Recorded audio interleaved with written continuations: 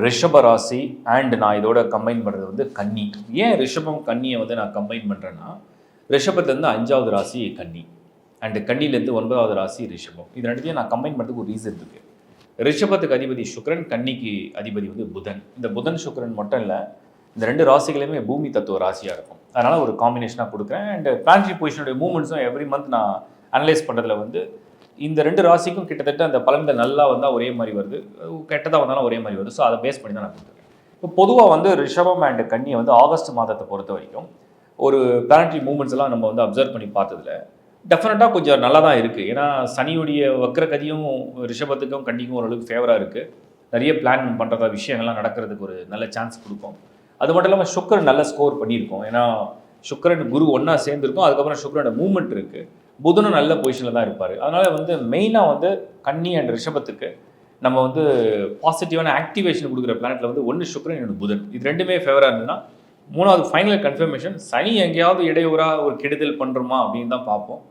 எங்கேயும் அப்படி வரல. ஸோ சனியும் சேஃபாக இருக்கார். இந்த பக்கம் புதன் சுக்கிரனும் ரொம்ப நல்லா இருக்குது. ஸோ இதை வந்து நம்ம ஒரு பாசிட்டிவாக எடுத்துக்கலாம்.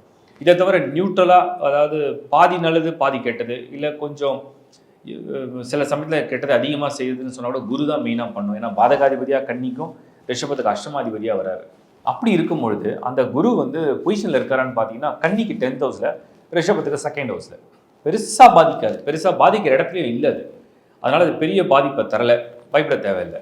அதுக்கடுத்து நம்ம பார்க்குறது ஃபைனலாக வந்து செவ்வாய். இந்த செவ்வாய் எங்கேயாவது கெடுக்கிற இடத்துல போட்டுச்சா தான் டென்ஷன், ஹெல்த் இஷ்யூஸு, ஃபேமிலி ரிலேஷன்ஷிப்பில் நிறைய ட்ரபுள் கொடுக்கும். பட்டு செவ்வாய் வந்து இப்போ வந்து கன்னியிலே தான் வந்திருக்கு. அப்போ கன்னி ராசியை சேர்ந்தவங்களுக்கு 1st ஹவுஸு, ரிஷபத்துக்கு 5th ஹவுஸு.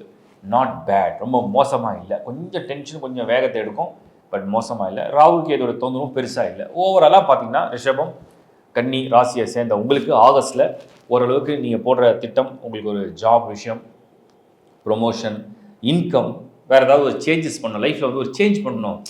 நான் எப்படியே ஒரே மாதிரி ஒரே ரேஞ்சில் போயிட்டுருக்கேன், அப்படியே ஒரு சேஞ்ச் பண்ணி பார்க்கணும், அதெல்லாம் பண்ண முடியும். ஒரு வெஹிக்கிள் வாங்கணும், வீடு மாற்றணும், ஃபாரின் ட்ராவல் பண்ணணும், படிக்கணும், இல்லைனா வந்து ஃபேமிலியில் வந்து இருக்கிற பிரச்சனைகளை வந்து எப்படியாவது சால்வ் பண்ணணும், ஹெல்த்தை வந்து சரி பண்ணணும். இது எல்லா விஷயத்துக்குமே ஓரளவுக்கு ஃபேவராக இருக்குது. இது நீங்கள் அப்படியே மைண்டில் ஃபிக்ஸ் பண்ணிங்க.